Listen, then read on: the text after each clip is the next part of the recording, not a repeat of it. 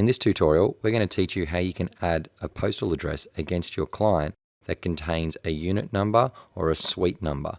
If you want to add an address to a client, hit the Edit Contact option, and we will then go to the section that says Address, and we will open that up, and we can enter in a location. Now, when you're entering a location, the easiest way to use the Google search is to actually type the street address without the unit number. So we're going to put in here 2-14 Bayswater, and we can see that it brings up Bayswater Road in Potts Point. Now, the actual postal address for Luke is unit number 8. So we're going to put the 8 there. We now have the correct address added for Luke. You'll see that if we go to close this and we go to edit the contact now, and we'll try and add the address again by going address and entering the location 8,2-14 Bayswater.